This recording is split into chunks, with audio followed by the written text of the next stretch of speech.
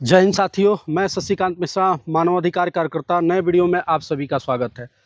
Social media पे love जिहाद, गैर कानूनी धर्मांतरण और मानव तस्करी को लेके तमाम अपने वीडियो के माध्यम से हम समाज में जागरूकता फैला रहे हैं।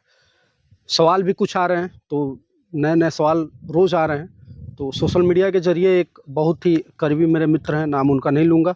पहले भी मैंने कहा था पोस्ट में कि जो भी इस तरीके का सवाल कर रहा है, अगर जो चाहता है कि उसका नाम न लिया जाए और कुछ ऐसा सवाल है जो बिल्कुल कन्फ्यूजन है तो क्लियर होना चाहिए, तो ऐसे सभी लोग हैं, आप निसंकोच सवाल करिए, इनबॉक्स करिए और आपका जो सवाल है बिना आपकी आइडेंटिटी को जारी किए मैं बिल्कुल बनाऊँगा, वो मेरे तक ही सीमित रहेगी।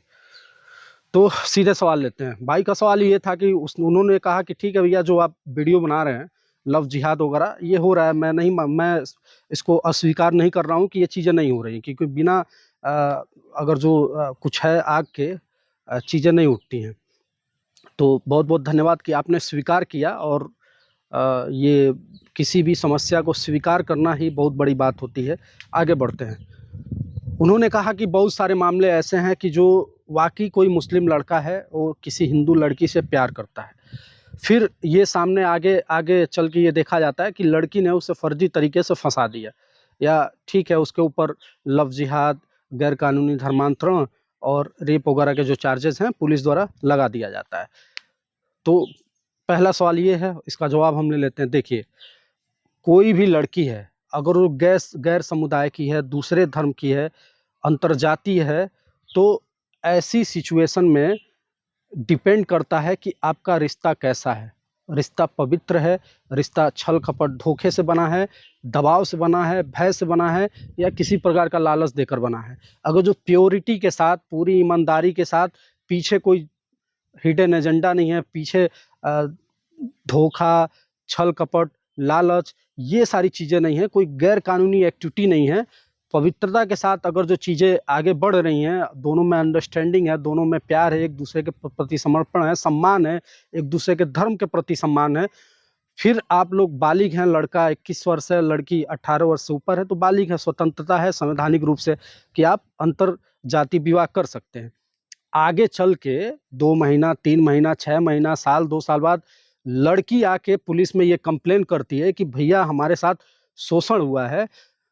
ये जो व्यक्ति है, जो मुस्लिम लड़का है, इसने कहा था कि शादी से पहले बहुत सारे जो इसने जो वादे किए थे कि वादा किसी प्रकार का हो सकता है, बाद में वो सारी चीज़ें झूठी निकली, छल कपट, धोखा, दबाव और भय से चीज़ें की गई, और मेरा धर्म परिवर्तन कराया गया, मेरे साथ शोषण किया गया। ये व्यक्ति एक शोषण नहीं किया, कई लोगों ने शोषण किया मिलके, और ये मैं इससे मुक्त होना चाहती हूँ। तो पुलिस क्या करेगी?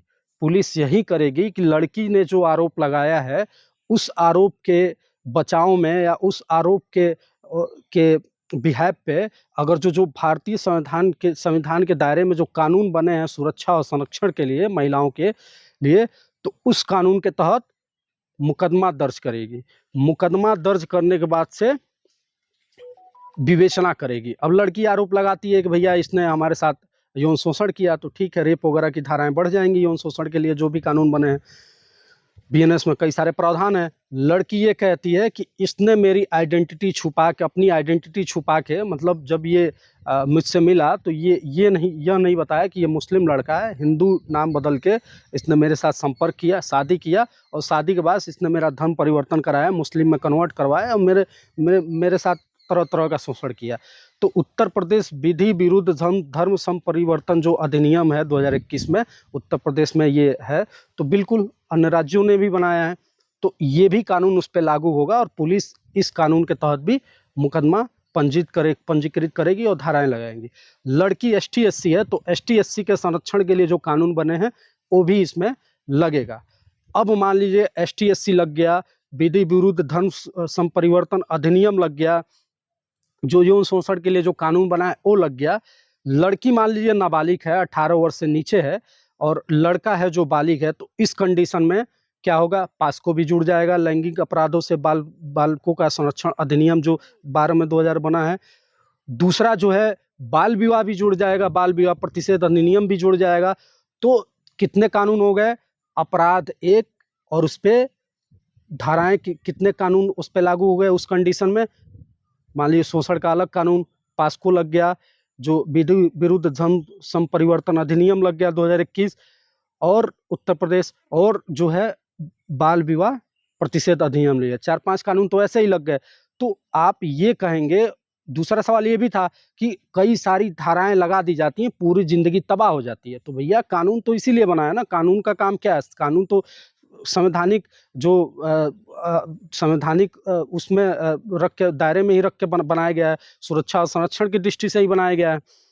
तो ये सारे कानून तो लगेंगे। आप ये नहीं कह सकते कि नहीं केवल पास्को लगेगा या केवल ST/SC लगेगा या केवल ये लगेगा। जो भी उस लड़की की कंडीशन है, उस कंडीशन में उसकी समस्या का जो भी वो बता रही है, उस कंडीशन में जो भी कानून उस पे लागू होते हैं, वो सारे कानून उस पे लगाए जाएंगे, सारी धाराएं लगाई जाएंगी। अब किसी का ज़िंदगी तबाह हो या वो तबाह हो, तो भावनाओं में बह के तो कानून काम करता नहीं है। अगर जो इतने ही सही हैं, इतने ही ईमानदार हैं, तो उनके बचाव के लिए भी उनके जो अपना बिल्कुल हर व्यक्ति को अपने बचाव करने का पूरा अधिकार है। FIR दर्ज होने तक भी तो मामला न्याय मिल नहीं जाता है, ट्रायल होता है, विवेचना होती है, विवेचना के बाद ट्रायल होता है। अगर जो ईमानदार है तो विवेचना में अपना जो ईमानदारी का सबूत है वो अपना दे सकते हैं, अपना वकील अच्छा रख सकते हैं, अपने कम्युनिटी का कोई वकील रख सकते हैं। ट्रायल जब कोर्ट में मामला जाता है तो वहाँ सबूत और गवाहों के पे चीज़ें चलती हैं, वहाँ तो भावनाएं काम थोड़ी न करेंगी। नहीं है हिंदू है मुस्लिम, वहाँ तो ये सारी चीज़ें बहुत ज़्यादा मायने रखती नहीं है। वहाँ तो है भैया ये जो आरोप आप लगाए हैं, ठीक है आपके साथ शोषण हुआ है, तो उस शोषण में हुआ है तो इसमें पुलिस ने जो जांच किया उसने क्या पाया, आपने जो आरोप लगाया आप क्या सबूत दे रहे हो।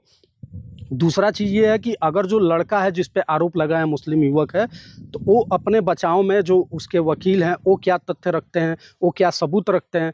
तो सबूत, गवाह, तथ्यों, बहुत सारी चीज़ों पे निर्भर करता है। आगे चल के आप निर्दोष हैं तो बिल्कुल आपको तो भाई कई सारे, यहाँ तो भारत में तो मुंबई बम ब्लास्ट हुआ था 2006 में, हाई कोर्ट ने तो उनकी जमानत ये कहते हुए सबूतों के अभाव में जमानत दे दी। 150 से ज़्यादा लोगों की का मौत हो गया।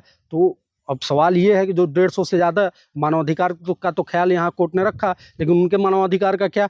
150 से ज़्यादा लोगों की जिनकी मौत हुई थी, उनके बच्चे, उनके परिवार के लोग तो आज भी सवाल कर रहे हैं ना कि उनको तो न्याय कहाँ मिला, नहीं न्याय मिला। तो ये सिर्फ कह के कि ठीक है सही गलत ये फैसला करने का काम कोर्ट का होता है, कौन सही है कौन गलत है। प्रथम दृष्टया अगर जो आरोप आता है, शिकायत आती है, तो पुलिस का काम है FIR दर्ज करे। पुलिस ये नहीं कह सकती कि FIR हम नहीं दर्ज करेंगे। FIR दर्ज करेगी, विवेचना करेगी, जांच करना पुलिस का काम है। जांच करने के बाद से जो जांच रिपोर्ट है, चार्जशीट जिसको बोलते हैं, उसको न्यायालय में पेश करना होता है। न्यायालय में जब चार्जशीट पेश होता है तो वहाँ पे ट्रायल चलता है। अभियोजन पक्ष जो होता है लड़की के तरफ से, वो अपना पक्ष रखता है। जो दूसरा पक्ष होता है, जो आरोपी लड़का है, उसके भी भाई अपने वकील होते हैं, वो अपना पक्ष रखते हैं। तर्क वितर्क के बाद से जो एविडेंस वगैरह होता है उसके आधार पे कोर्ट डिसाइड करता है। ठीक है, अगर जो जिला न्यायालय ने कोई फैसला आपके खिलाफ कर भी दिया तो आप हाई कोर्ट जो है जाने के लिए स्वतंत्र हैं। हाई कोर्ट ने भी आपके खिलाफ कुछ कर दिया तो सुप्रीम कोर्ट जाने के लिए स्वतंत्र है। न्याय की एक सतत प्रक्रिया है। आप जब तक आपको लगता है कि न्याय नहीं मिल जाता तब तक आप न्याय के लिए अपना आगे मूव कर सकते हैं। और अगला सवाल हम लेते हैं। वीडियो अच्छा लगे तो शेयर करिए। जय हिंद।